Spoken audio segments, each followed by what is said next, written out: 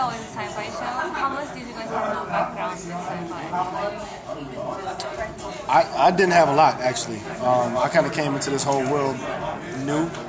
A good buddy of mine is Ahmed Best, who played Jar Jar Binks. So I called him the day I got this role, and I was like, hey, man, can you help me out with this? And he sort of showed me the ropes and gave me a couple heads up about what to expect. But other than that, no, I just came in as an actor, just ready to do my job and try to be great. I loved science fiction. My dad, we watched all the movies when I was a kid, and not so much Star Trek. Star Trek movies, I wasn't really into the television show, just because my parents didn't watch it. But the movies and Star Wars and Forbidden Planet and all that stuff. So yes, I was a huge fan, and still am, obviously, and I get to be on this show that I get to walk on a bridge every day, you know. Even if it's a set, you can't help but when you're a fan of science fiction and all those things, to just imagine that it's real, you know, that it can fly. Now, the show is obviously this mix of sci-fi and drama and comedy, but you two guys are probably, a lot of the comedy is reliant on you, perhaps, or do you ever feel responsible for holding up that end of the show? And on the other side, do you ever wish you could do more drama and more character development without doing all the jokes? Well, the great thing about this show is the second you say, oh, I want more drama, the next episode you kind of have it. And you're going to see that a lot in season 2, where it really delves into, you know, again, my character, who you're right, has been a bit, you know, the funny one. You're going to see a whole other side where it is a bit dramatic, and there's love involved, and I can't obviously say anything more, but the pressure of that, no, we figured out right away that if you have Seth's, it's going to sound strange, if you have Seth's mouth. But when you read a line, when Seth's kissing you, when Seth's kissing you on the lips, it is just gold. When you read a line and you know how he wants it to be said because you've known him a long time, and it works one time. All it has to work is one time. If it doesn't, he won't write it for you again.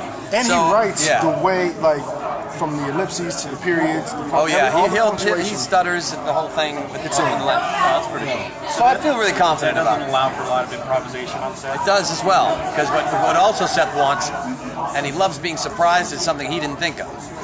You know, and if you're not doing it the way he wants, he will say, "Hey, this guy, try it this way." And I'm like, "You mean the way you wrote it?" Yes, I will do that. And then other than that, he stands back and lets you do it, what you can do if you're bringing something to it.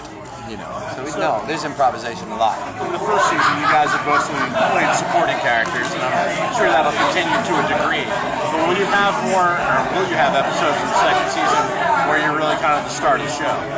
I'm doing one right now. It's very good. I'm doing one right now like I said over there, if I had one drink, I'd tell you the whole story, because to me, one of the greatest stories within a science fiction show that's personal, that I've ever read. It's just really neat, and it involves a simulator, and Gordon it's all about my character, and I'm very happy to do that, because you can't just in this show. Seth isn't going to take a character and just inject them into any action thing. Like Kelly does the action stuff, and Bordas does the action stuff. Gordon's just not going to do that to give him an episode. You got to write for him what allows an entire episode for him, and Seth just knows how to do that. And same with John. Yeah, and so now I got the promotion in season 1. And so the funny thing about that is sort of that rank, but you still want to be. I miss my buddy on the bridge sometimes. But I have the whole engineering department I have to sort of head up, and there are moments where I ride that line of being the lieutenant commander, and also I just want to go get a beer with Gordon, and that's all, and just complain about everything happening in engineering. So we do that. Yeah, we do that anyway. Yeah, we do that in real life. We do it in real life. We're gonna go and complain about all you guys later. Personality, your role going to change a little bit because of the fact that you're pretty much a genius now? You know what it is? It's more so for John. He always knew. So season 1, halfway through, he knew he was smart. He just was playing his position. But then once everybody else found out and he got the promotion, you have to sort of step into that light now.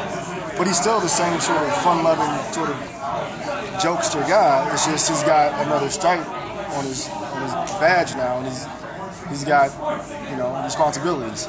So, like in real life, you just try to find that balance. And that was kind of a big change for the character, and characters change on shows all the time. But was there any background to that? Were there discussions? Did you know it was coming long in advance, or did you get a script one day and they're like, okay, you're a genius, you're getting a promotion, we're taking you off the bridge? I'll tell you what's funny. I didn't know, but I will say, based on what was written, I could already tell John was a guy who would sit back and look at things, you know, and really take it in before he really jumped to a conclusion. Even though he would be goofy sometimes, he was sort of an observer. Even the first time he meets Seth's character Ed, when he has that "Can I have soda on the bridge" line, it really is a how is this related? How's this gonna go? Like, what kind of captain are you gonna be? How much do I need to give? What don't I need to give? So I think that was already sort of ingrained in him. So now that, you know, he's in engineering, there's still that balance between him, again, wanting to be the goof off and also just being extremely smart and heading up engineering. Well, he was smart enough to ask if he could drink at work. That's a good question. A lot of people wouldn't ask, you know. Right to the point, John, man. Right to the point. I think of your characters almost as the entry point for the audience. You guys are the audience's manifestation on the show, and as opposed to being Seth or Yeah. do you see that kind of responsibility? Like you're sort of being like, I feel like we're the supporting characters too. And you're observing the stuff that's happening around you. But more than just observing it, where I think that, especially my character, he's saying what they want to say and how they say it. Yeah. You know, he's taking I'm definitely taking the intelligence out of. You know, I'm saying everything very simply so that I understand it, Gordon meaning, and the audience. Right. But I do agree. I might be that bridge between, you know, the captain and the audience, and yeah.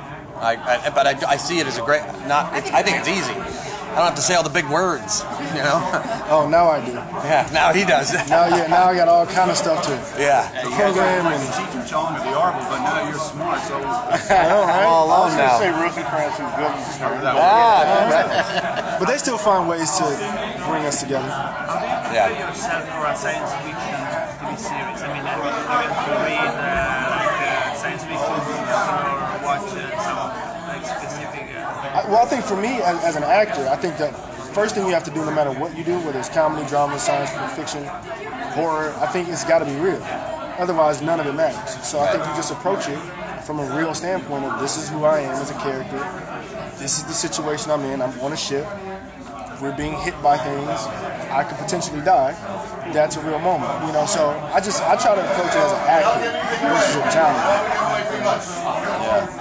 That was good, huh? There's nothing you can do with that. Just Hey, I'm leaving.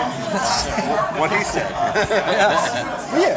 I have kind of a fun question. So I love the simulator on the show. That's sort of my favorite thing. What are you going to do next? If you guys had one of those in real life, what would you want to use it for? I would definitely be the starting point guard on the Lakers. Oh, it's a great answer, because mine was similar. I'd be Wayne Gretzky. Like I'd have that.